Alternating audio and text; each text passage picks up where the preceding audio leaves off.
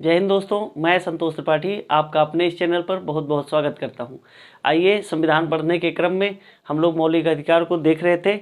इसके पहले दो वीडियो हम लोगों ने देख लिया है कि कैसे मौलिक अधिकारों की बात की गई है, फंडामेंटल राइट्स की बात की गई है। भाग 3 में अनुच्छेद 12 से 35 तक हमने समानता का अधिकार और स्वतंत्रता का अधिकार पिछले वीडियो में देख लिया था।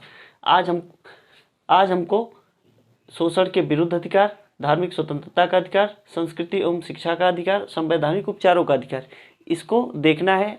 और पिछले वीडियो में हमने देख लिया था कि कैसे जो मौलिक अधिकार हैं वो पहले 7 थे, वर्तमान में 6 हैं। 7वां जो मौलिक अधिकार था संपत्ति का अधिकार, उसको हटा के जो है वैधानिक अधिकार बना दिया गया। कब? तो 44वें संविधान संशोधन 1978 के द्वारा। इन सब चीज़ों को हमने पहले देख लिया है वीडियो में। आज जो पॉइंट बचा हुआ है उसी को हम लोगों को देखना है। अगर आप लोगों ने पिछला वीडियो नहीं देखा है तो जाके देखिए और वहाँ से काफ़ी आप लोगों को लाभ होगा। तो चलिए हम लोग शुरू करेंगे आज शोषण के विरुद्ध अधिकार। शोषण के विरुद्ध अधिकार, तो इसमें क्या बातें की गई हैं भैया? तो इसमें बताया गया है कि अनुच्छेद 23 और 24 में ये बताया गया है कि शोषण के विरुद्ध अधिकार क्या क्या है हमारे। तो 23 में बताया गया है मानव का दुर्व्यापार और बलात्श्रम। मानव दुर्व्यापार और बलात्श्रम ये क्या है भैया? तो आप किसी व्यक्ति का, किसी मानव को आप खरीद सकते नहीं हैं और ना ही बेच सकते हैं। ये बातें मानव दुर्व्यापार में बताई गई हैं।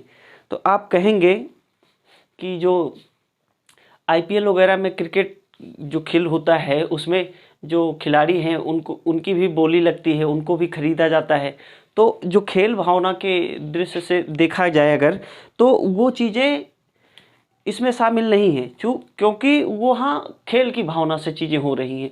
आपने देखा होगा विराट कोहली को इतने करोड़ में खरीदा गया, महेंद्र सिंह धोनी को इतने करोड़ में खरीदा गया और वो किसी न किसी टीम के द्वारा के अंडर में खेलते हैं। तो वो यहाँ पे शामिल नहीं है। यहाँ पे क्या कहा गया है, नकारात्मक रूप से अगर किसी को खरीदा जाता है अथवा तो बेचा जाता है और उनके साथ दुर्व्यवहार किया जाता है तो उसके लिए यहाँ निषेधात्मक व्यवस्था की गई है और बताया गया है कि मानव का दुर्व्यापार नहीं किया जाएगा, खरीद बेच नहीं की जाएगी। और क्या है, बलात्श्रम, किसी के साथ आप ज़बरदस्ती काम नहीं करा सकते। पहले गांव में क्या होता था, या फिर आपने देखा होगा अपने आसपास में गरीब लोगों को अथवा तो जो पिछड़ी जातियां थी उनको ज़बरदस्ती लोग बुलवा के और उनसे काम करवाते थे, उनसे काम करवाया जाता था। तो उसी सब के बारे में कहा गया है कि मानव होने के नाते कि उसका ये अधिकार होगा कि अपनी मर्जी से अगर वो चाहेगा तो काम करेगा, अदरवाइज वो मना कर सकता है। तो उसी के बारे में बताया गया है, वो उसका अधिकार है, फंडामेंटल राइट्स है। और क्या बताया गया है अनुच्छेद 24 में कि 14 वर्ष से कम आयु के जो बच्चे हैं उनको कारखानों में काम करने से मनाही की गई है। आपने देखा होगा पहले जब अंग्रेज शासन कर रहे थे या उसके पहले छोटे छोटे बच्चे जो होते थे उनको भी काम में लगाया जाता था, कारखानों में लगाया जाता था और वहाँ पे काफ़ी बच्चों की डेथ हो जाती थी और उनका शारीरिक, मानसिक और बौद्धिक विकास नहीं हो पाता था। इसी वजह से बताया गया कि जो छोटे बच्चे हैं, कितनी आयु के, 14 वर्ष से कम आयु के जो बच्चे हैं उनको कारखानों में अथवा तो जो संवेदनशील क्षेत्र है जहाँ पे जान जाने की संभावना हो, ऐसी जगह पे उनको काम करने से मनाही की गई है। और अगर कोई व्यक्ति काम कराता है तो फिर कृष्ण जी का दरबार खुला हुआ है, सुप्रीम कोर्ट भेजेगी वहाँ पे। और क्या है 23 और 24 में क्या है भैया, शोषण के विरुद्ध अधिकार। अब 25 से 28 तक धार्मिक स्वतंत्रता का अधिकार बताया गया है कि धार्मिक स्वतंत्रता में कौन कौन से अधिकार मिले हैं, उसी के बारे में चर्चा की गई है। क्या है भैया, अनुच्छेद 25 में बताता है कि अंतःकरण से किसी धर्म को मानने, आचरण करने और प्रचार करने की स्वतंत्रता दी गई है अनुच्छेद 25 में। अनुच्छेद 25 कहता है अंतःकरण से किसी धर्म को मानने, आचरण करने और उसका प्रचार करने की स्वतंत्रता दी गई है। मतलब क्या है इसका? मतलब ये है कि अगर हम सपोज करिए कि अगर हम मुसलमान हैं तो हम अपने धर्म के हिसाब से उसका प्रचार प्रसार कर सकते हैं, उसके बारे में हम लोगों को बता सकते हैं, अपने धर्म में लोगों को शामिल कराने की कोशिश कर सकते हैं कह के, अगर वो स्वतः होना चाहे तो। या हम हिंदू हैं तो हम जनेऊ धारण कर सकते हैं, तिलक धारण कर सकते हैं, तरह तरह की टोपी पहन सकते हैं, ये हमारी स्वतंत्रता है। ये किसी के कहने पे अथवा तो ज़बरदस्ती करवाने पे ये चीज़ें नहीं होंगी। हमारा मन है, हम चाहे टोपी पहने अथवा तो जनेऊ धारण करें, ये पर्सनल व्यक्तिगत मामला होता है। अंतःकरण की स्वतंत्रता है ये हमारी कि हम चाहें तो किसी धर्म को अपनाएं अथवा तो किसी धर्म को त्यागें। लेकिन यहाँ एक बात ध्यान देने वाली बात है, लालच में अगर किसी को लालच देके आप धर्मांतरण कराते हैं तो उसके लिए सुप्रीम कोर्ट कहती है कि वो जो है मौलिक अधिकारों का हनन होगा, आपको उसके लिए सजा हो जाएगी। जबरन अथवा तो लालच देकर किसी व्यक्ति को धर्मांतरण कराना ये गैर कानूनी है, कानूनन अपराध है, उसके लिए सजा है। लेकिन कोई व्यक्ति स्वतः ही किसी धर्म को अपनाता है अथवा तो अपने धर्म को छोड़ता है, वो उसका व्यक्तिगत मामला है, वो उसका फंडामेंटल राइट्स है। ये बातें यहाँ की गई हैं। किसमें? 25 में। 26 में क्या है? धार्मिक कार्यों के प्रबंधन की स्वतंत्रता है। हम जो है अपने धर्म में कोई भी कार्य करते हैं तो उसे हमें करने की पूरी स्वतंत्रता है, उसमें छेड़खानी नहीं होगी। बशर्ते ध्यान ये देना है किसी और धर्म के लोग उससे आहत ना हो, उससे जो है दुखी ना हो, इतनी स्वतंत्रता हमें दी गई। स्वतंत्रता आपकी तभी तक है, आपके जो फंडामेंटल राइट्स हैं, जो अधिकार दिए गए हैं, ये तभी तक आपके हैं जब तक किसी दूसरे को इससे कोई बाधा उत्पन्न ना हो। इतनी बातें आपको ध्यान रखनी। उसके बाद 25 हो गया, 26 हो गया। 27 में क्या बताया गया है कि राज्य धार्मिक कर नहीं लगाएगा। राज्य जो है, यहाँ राज्य से मतलब ये है कि सरकार से है, चाहे वो केंद्र सरकार हो या राज्य सरकार हो। अगर विश्व पटल पे हम देखेंगे चीज़ों को तो भारत को एक राज्य माना गया है, भारत को एक राज्य माना गया है। इसी वजह से कहा गया है राज्य धार्मिक कर नहीं लगाएगा। इसका क्या मतलब है? इसका मतलब है भैया कि जो आपने देखा होगा मंदिरों में अथवा मज़ारों पे जो चढ़ावा आता है, जो धन आता है, वहाँ की जो संपत्ति है उस पर टैक्सेशन की व्यवस्था नहीं की गई है। वही बात यहाँ की गई है कि टैक्स नहीं लगेगा, धार्मिक कर सरकार नहीं लगाएगी। अथवा तो जो कह सकते हैं कि जो हज यात्रा पे लोग जाते हैं या फिर गए ठाकुर द्वारा वगैरह जाते हैं तो इस सब पे सरकार टैक्स नहीं लगाएगी कि आप टैक्स दीजिए। वही बात यहाँ की गई है। किसमें? 28 में। 29 में क्या कहा गया भैया? 29 और 30 में क्या है? अल्पसंख्यकों के संस्कृति एवं शिक्षा की जो व्यवस्था की गई है उसके बारे में चर्चा की गई है। 29 में क्या है? अल्पसंख्यकों की भाषा, लिपि, संस्कृति की सुरक्षा। अल्पसंख्यकों की भाषा, लिपि और संस्कृति की सुरक्षा कौन करेगा? राज्यों का दायित्व है कि ये जो पिछड़े लोग हैं, जो दलित हैं, जो अनुसूचित जनजातियां हैं, इनकी जो भाषा है, इनकी जो लिपि है, उसके संरक्षण की व्यवस्था कौन करेगा? राज्य सरकार करेगी। और इनके लिए इनकी भाषा को बढ़ावा देगी, इनकी जो लिपि, इनकी संस्कृतियों को बढ़ावा देगी। क्यों ऐसा हो रहा है? क्योंकि वो जो लोग हैं वो अभी मुख्य धारा में नहीं जुड़ पाए हैं। लोग बहुत सारे ऐसे स्थान हैं जहाँ पे उनको लगता है कि नहीं, हमारे साथ भेदभाव हुआ है, हम इनके साथ नहीं रहेंगे। तो उनको अपने साथ मिलाने के लिए, मुख्य धारा में जोड़ने के लिए ये प्रयास किया जा रहा है कि इनकी सुरक्षा की जाए। और 30 में क्या है? शिक्षण संस्थानों की स्थापना एवं प्रबंधन। अल्पसंख्यक जो लोग हैं वो अपनी शिक्षण संस्थानों को स्थापित कर सकते हैं और उसके बारे में नियम कानून बना सकते हैं, उनका ये अधिकार दिया गया है। तो 29 और 30 अल्पसंख्यकों से संबंधित है। 29 में उनकी भाषा, लिपि और संस्कृति की सुरक्षा की बात की गई है। 30 में उनके शिक्षण संस्थानों की स्थापना और उसके प्रबंधन की बात की गई है। 29 और 30 के बारे में ध्यान दीजिएगा। और 25 तो बहुत ही इम्पोर्टेंट है।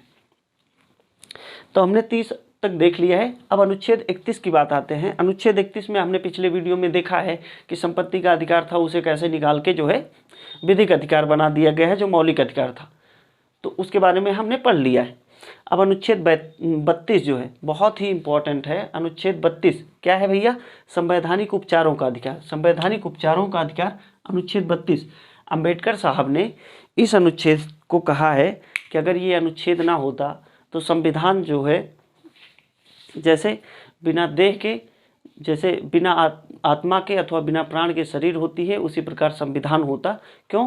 क्योंकि ये जो अनुच्छेद है, अनुच्छेद 32 संवैधानिक उपचारों का अधिकार, इसमें कुछ प्रावधान किए गए हैं। क्या है प्रावधान? वो तो अनुच्छेद 32 में बताया गया है कि अगर मौलिक अधिकारों का उल्लंघन होता है, मौलिक अधिकारों का उल्लंघन होता है तो सुप्रीम कोर्ट और हाई कोर्ट रिट जारी करेगी। क्या जारी करेगी? रिट जारी करेगी।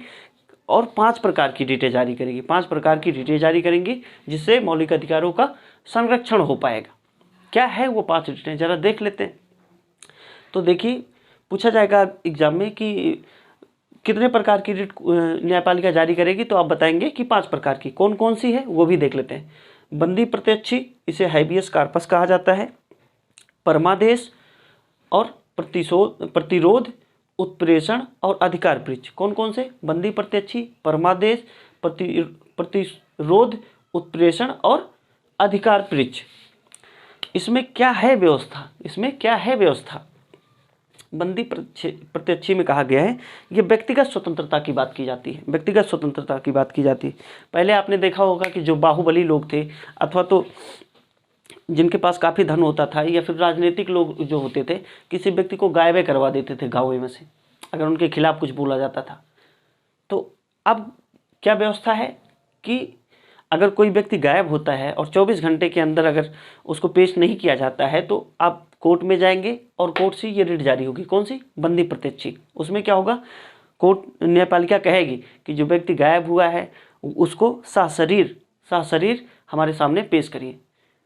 उसके बाद क्या होगा? पूरा पुलिस प्रशासन, पूरा जो कार्यपालिका है, भूतों की तरह भागेगी और कहीं से ढूंढ के ले आके न्यायपालिका के सामने पेश करेगी। ये अधिकार है आपका, ये अधिकार है आपका।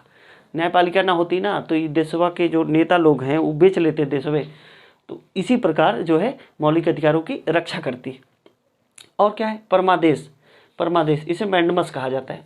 इसमें क्या होता है भैया कि ये न्यायपालिका जो है, अगर किसी व्यक्ति को लगता है कि नहीं, हमारे जो लोअर कोर्ट हैं उसमें हमारी जो है मौलिक अधिकारों का संरक्षण नहीं हो पा रहा है, अथवा हमारे साथ भेदभाव किया जा रहा है, तो सुप्रीम कोर्ट वहाँ पे जो है परमादेश जारी करती है। हम आदेश देते हैं।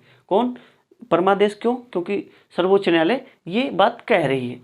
और प्रतिरोध में क्या है? प्रतिरोध में क्या है कि मान लीजिए कि लोअर कोर्ट है, आपका मुकदमा वहाँ चल रहा है, आपको लगता है कि नहीं वहाँ हमारे साथ न्याय नहीं हो सकता है, तो आप जब सुप्रीम कोर्ट जाएंगे तो वो सुप्रीम कोर्ट क्या करेगी कि उस मुकदमे को वहीं रोक देगी। किसमें? प्रतिरोध में। तो और क्या है? रोकना। इसमें सिर्फ रोकना जो है होता है कि आपके जो मुकदमे हैं वहीं पे रुके रहेंगे, आगे उसको प्रोसीड नहीं किया जाएगा। और क्या है? उत्प्रेषण। उत्प्रेषण में क्या होता है कि अगर आपको लगता है कि लोअर कोर्ट में चीज़ें नहीं आपके फेवर में हो रही हैं, अथवा आपके साथ भेदभाव हो रहा है, तो आप सुप्रीम कोर्ट जाइए, वो सुप्रीम कोर्ट मुकदमा अपने पास बुला लेगी। इसमें किस में बात की गई? उत्प्रेषण में। अधिकार परीक्ष में क्या है? मान लीजिए कि आपने कोई फॉर्म भरा और किसी दूसरे व्यक्ति को नौकरी दे दी गई, जबकि आपका नंबर उतना था और आप उस पोस्ट पे बैठने के काबिल थे। किसी दूसरे व्यक्ति को पैसे लेके उस पोस्ट पे बैठा दिया गया है। उसके बाद आप न्यायपालिका में जाके रिट दायर करिए, और अथवा तो सुप्रीम कोर्ट को अगर चीज़ें पता चलेंगी तो वो अधिकार परीक्ष रिट जारी करेगी। उसमें क्या होगा? उस व्यक्ति से पूछा जाएगा कि आपका क्या अधिकार है, आपका क्या अधिकार है, आपने पेपर दिया, अथवा तो किस बेस पे आप इस पोस्ट पे बैठे हैं, आप किस बेस पे इस पोस्ट पे बैठे हैं।